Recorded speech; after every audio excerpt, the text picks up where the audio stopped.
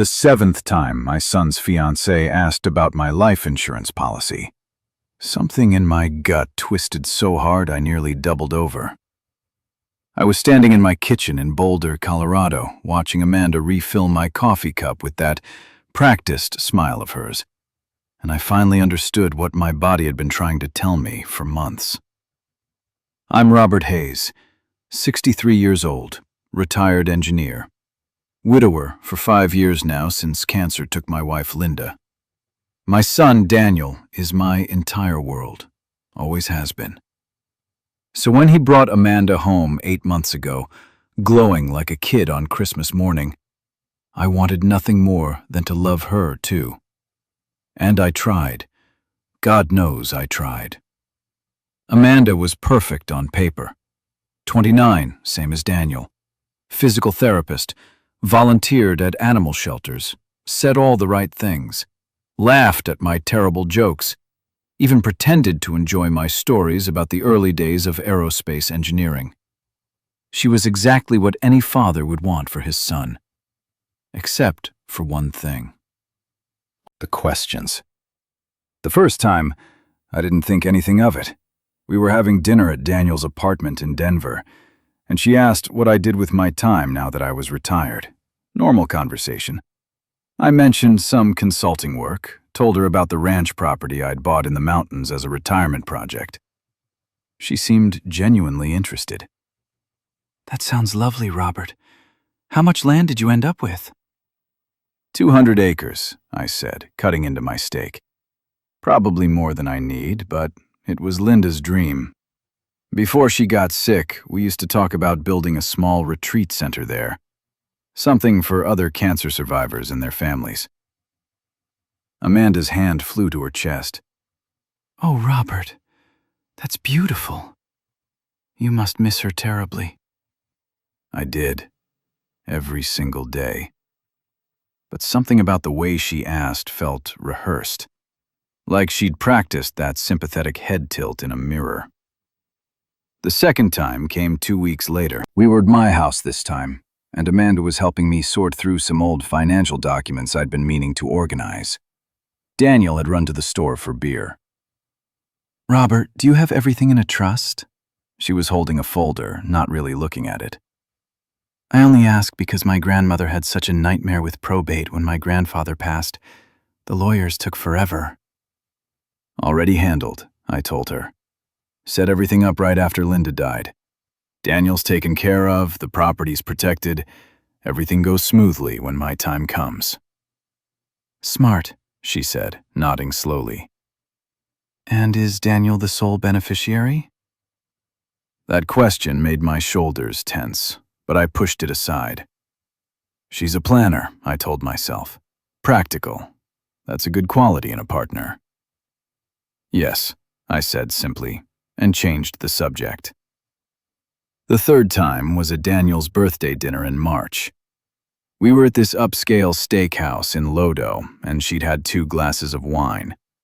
Her filter was slipping. So, Robert, when you do pass away, everything goes to Daniel outright? Or is there some kind of staged distribution? Daniel laughed uncomfortably. Babe, that's kind of a weird question for Dad's birthday dinner. She touched his arm. I'm sorry, honey. I just worry about these things. My financial advisor is always saying young people need to understand estate planning. I'm trying to learn. Financial advisor? She was a physical therapist making maybe $60,000 a year. Why would she have a financial advisor? But I smiled and answered anyway. Outright. He's 30 years old and has a good head on his shoulders. He doesn't need me micromanaging from beyond the grave. Amanda's eyes gleamed for just a second. I saw it. Then she covered it with another one of those practiced smiles. The fourth time happened in April. She called me directly, which she'd never done before. Robert, hi. I hope I'm not bothering you. I was just wondering, do you have long-term care insurance? Daniel and I were talking about the future. and I want to make sure he doesn't end up bankrupting himself if you ever need a nursing home or something." My hand tightened on the phone. "That's thoughtful, Amanda, but yes, I have coverage. Daniel won't need to worry about that." "Oh, good. And you've updated your beneficiaries since Linda passed, right? Sometimes people forget and then the money goes to the estate and it's a whole mess." "Everything's current," I said, keeping my voice steady. "Daniel gets everything." "Perfect. You're such a good father, Robert. Daniel's lucky to have you." After I hung up, I sat in my study for 20 minutes staring at the wall. 4 times, 4 separate occasions where she'd steered the conversation toward my death and my money. That wasn't normal curiosity. That wasn't planning for the future. That was reconnaissance. The 5th time confirmed it. I came home from hiking early one Saturday in May. Daniel and Amanda were supposed to be out looking at wedding venues, but his truck was in my driveway.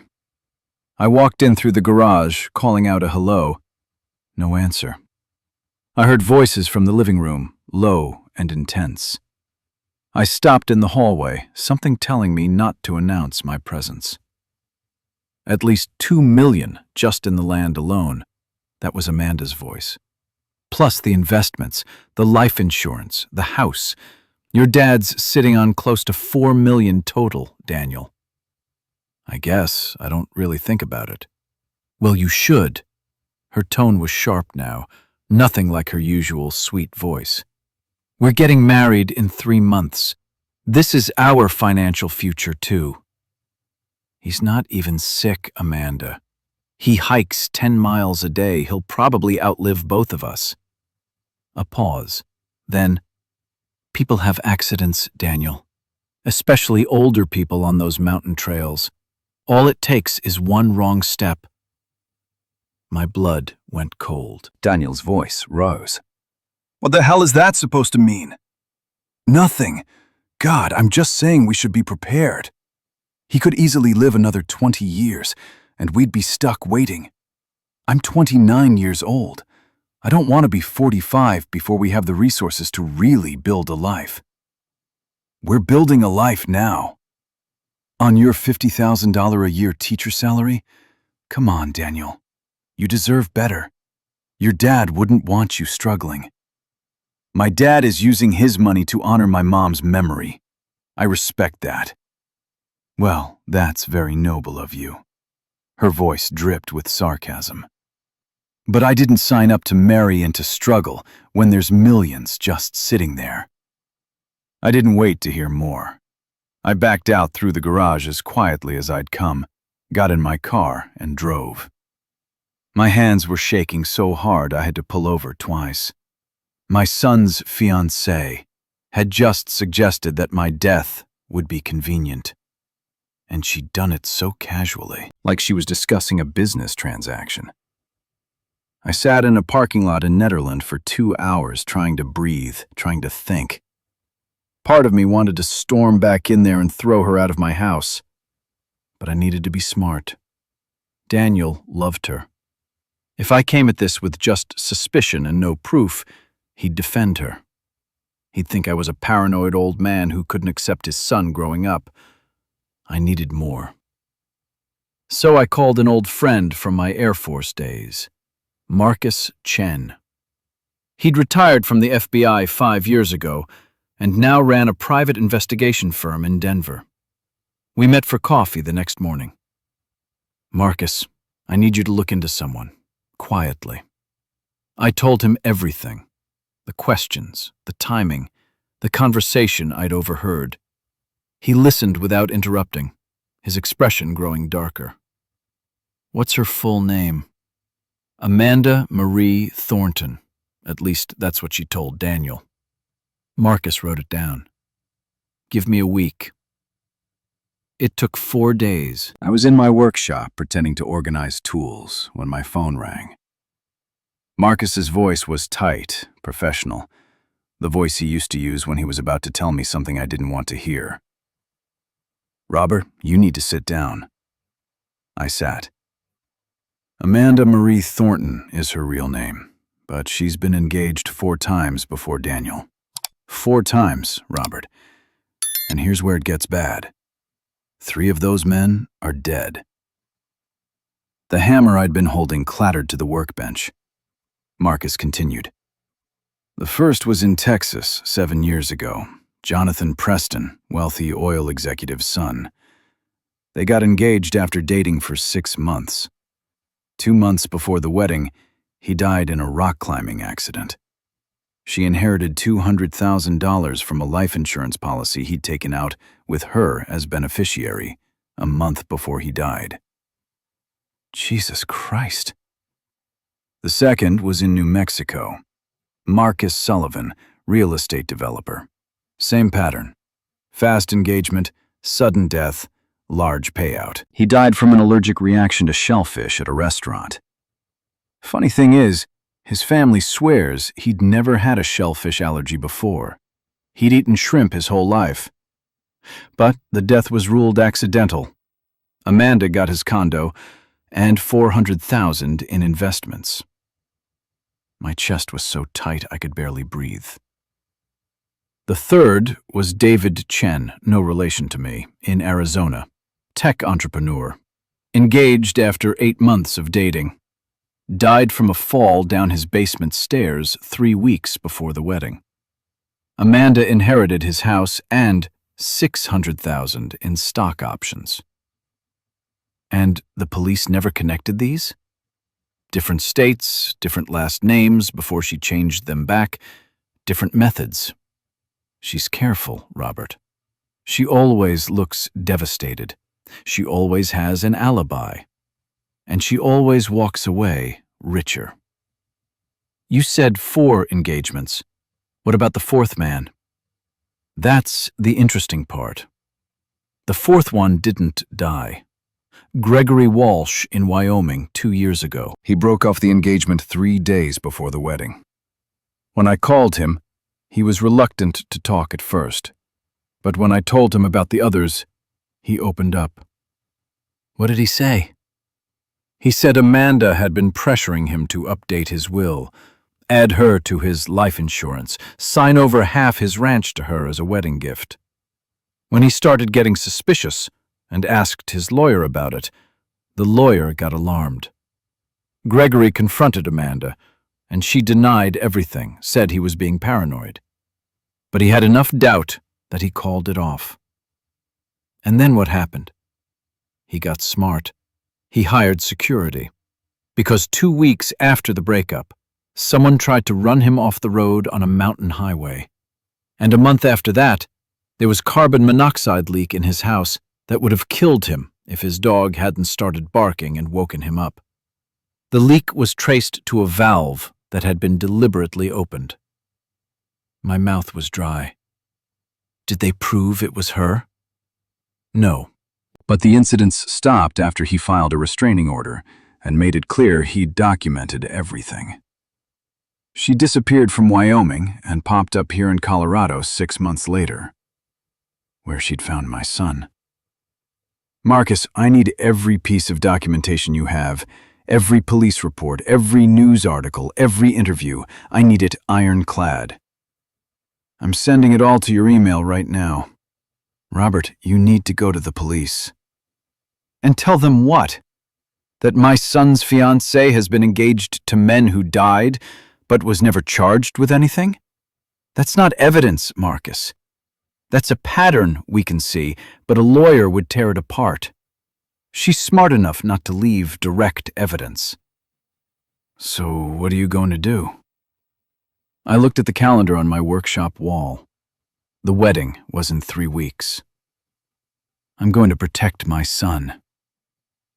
I spent the next week reading everything Marcus sent me. Police reports, news articles. I found social media posts from the families of the dead men. One mother wrote, I know she killed my son. I know it. But I can't prove it. I contacted Gregory Walsh myself. We talked for 2 hours.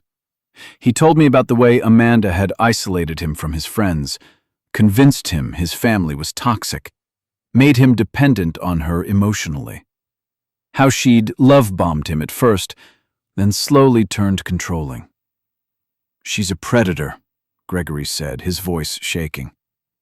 "And she's patient. She'll make Daniel feel like the luckiest man alive right up until she decides it's time. Then he'll have an accident. A terrible, tragic, completely believable accident. And she'll cry at his funeral and walk away with everything. Not my son. Not while I was still breathing." I called Daniel, asked him to come by the house alone. I needed to talk to him about something important. He arrived that evening, concerned. "Dad, what's going on? You sounded weird on the phone." I handed him the folder, 3 inches thick with printed documents. "Sit down and read this." All of it. Don't say anything until you've finished. I watched my son's face as he read. Confusion first, then disbelief, then horror, then something that looked like grief. When he finally looked up, his eyes were wet. "This can't be real." "It's real, Daniel. Every word." "But she loves me. I know she does." "Son, I'm sure she's very good at making you feel loved. That's how she works. But look at the evidence. Look at the pattern. 4 engagements, 3 dead men, all of them wealthy, all of them with her as beneficiary. And now she's marrying you, and I have $4 million, and she's been asking about my death since the day she met me." Daniel put his head in his hands. "Oh, God. Oh, God, Dad. I told her about your hiking trails. I told her exactly where you go. I showed her the tricky parts with the loose rocks." Ice flooded my veins. "When?" "Last month. We were looking at the property for wedding venue ideas, and I was showing her around." She kept asking about the cliffs, about the drop-offs, about whether you ever hiked alone. His voice broke. "She was planning it. She was already planning it." I pulled my son into a hug, something I hadn't done since he was a teenager. He was shaking. "We have to call off the wedding," he said. "No." He pulled back. "What?" "If we call it off, she disappears. She changes her name again, moves to another state, finds another victim. Gregory stopping his wedding didn't stop her. It just made her more careful. We have to end this. Permanently." "How?" I told him my plan. Daniel was quiet for a long time. Then he nodded. "Okay.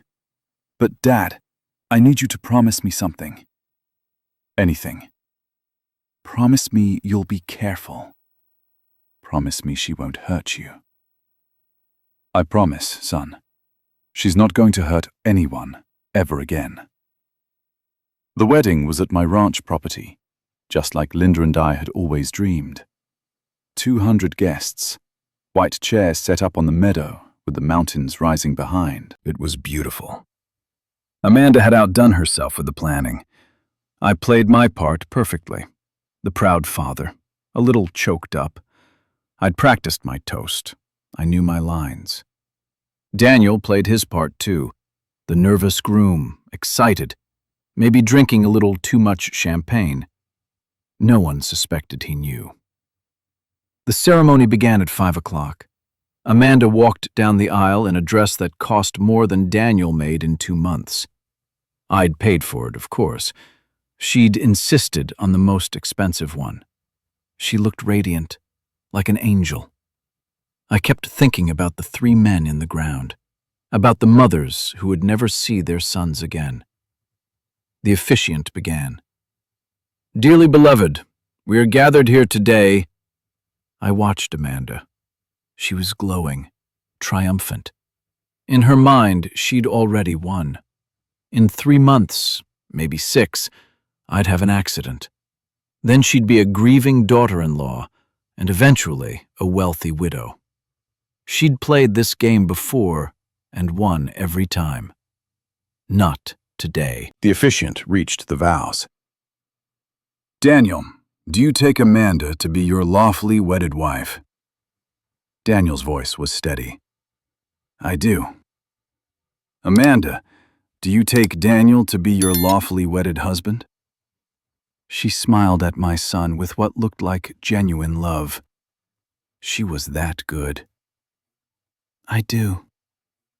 If anyone has any reason why these two should not be married, speak now, or forever hold your peace. I stood up. The crowd rustled. People turned. Amanda's smile froze. I have a reason, I said clearly. Daniel, following the script, looked shocked. Dad, what are you doing? I'm sorry, son. I have to do this. I pulled out my phone and connected it to the portable speaker we'd set up for the ceremony music. My hands were steady now.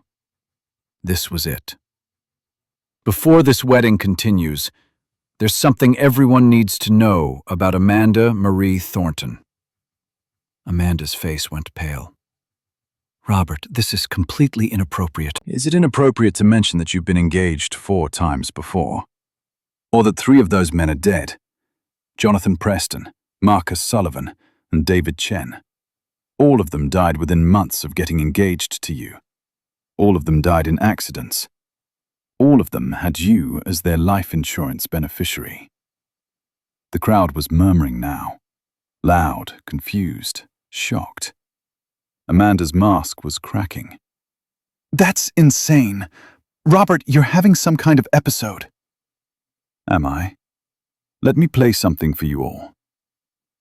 I pressed play on my phone. Marcus Chen's investigation had included installing hidden cameras and microphones in my house 2 weeks ago, with my permission.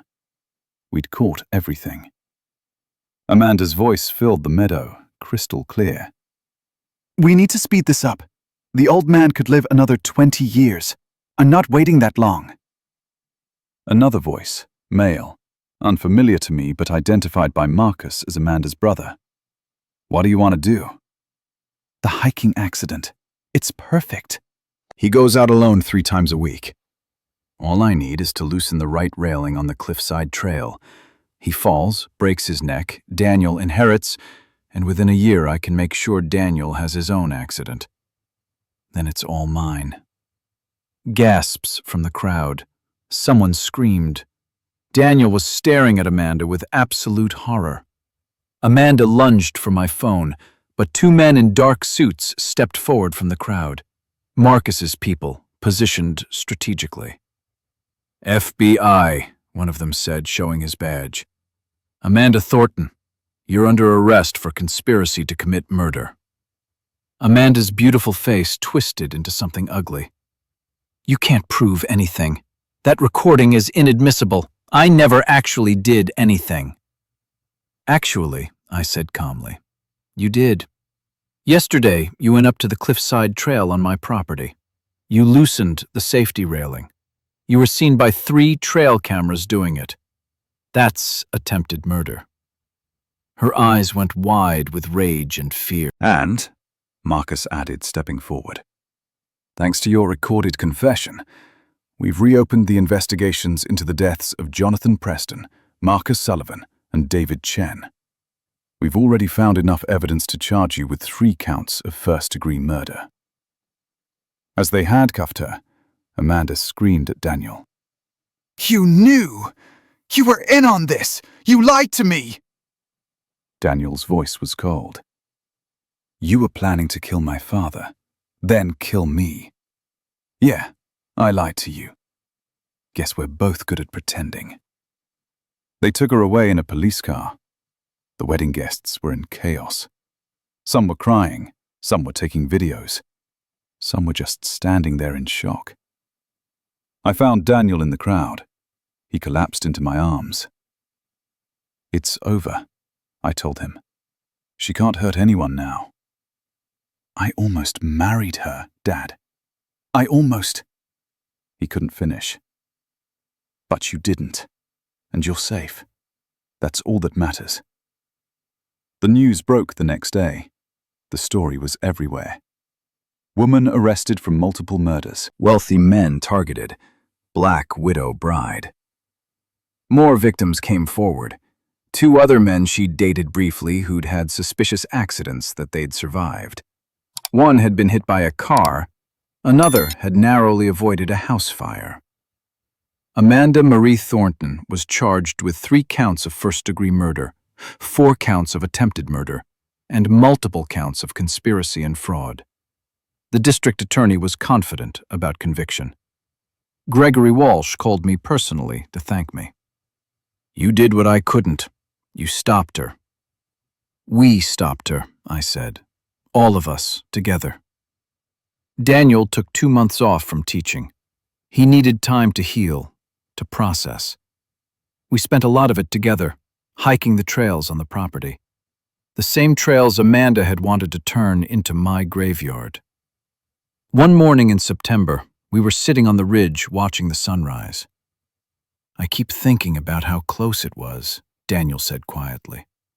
"If you hadn't listened to your gut, if you hadn't investigated, If you hadn't been brave enough to speak up at the wedding, then we wouldn't be here," I finished. "But we are, and that's what counts." "How did you know, Dad? What was the exact moment you knew something was wrong?" I thought about it.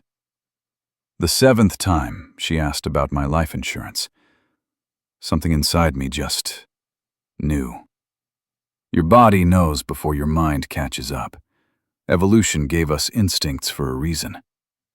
I just wish I'd trusted mine sooner. You trusted them in time. That's what matters. We sat in silence for a while. Then Daniel said, "Mom would be proud of you. Using the property to save my life, instead of letting it become a place of death." My eyes stung.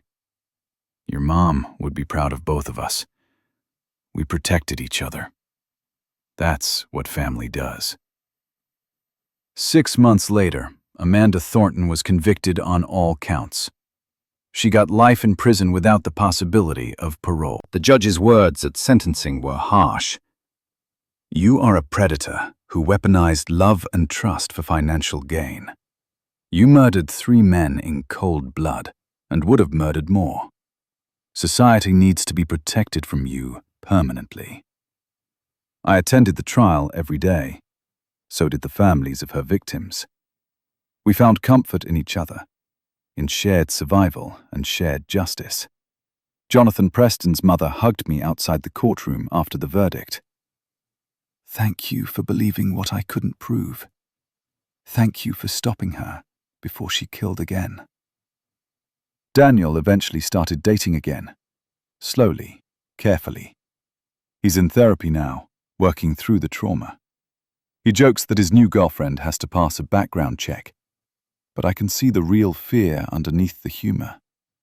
As for me, I finished building the retreat center on the property. Linda's dream, realized at last. We opened it last month. It's a place for families affected by loss and trauma. A place to heal. The sign at the entrance reads, "Linda Hayes Memorial Center. Trust your instincts. Protect each other." Because in the end, that's what saved us. Instinct. Love. The willingness to act even when it meant ruining a wedding in front of 200 people. I've thought a lot about that moment, standing up during the ceremony, pressing play on those recordings. I knew it would be dramatic. I knew people would talk about it forever. But every time I look at my son, alive and healing, and slowly learning to trust again, I know I'd do it 1,000 times over. Wealth isn't what you show the world. It's not the money in your bank account, or the acres you own, or the investments you've made. Wealth is the people you protect, the people you save, the moments you're brave enough to act on the truth, even when it's terrifying. That's the real inheritance I'm leaving my son. Not money, not property. The knowledge that when it mattered most, his father stood up and fought for him. and that he'd do the same for anyone he loves. That's what Linda would have wanted. That's what love really means.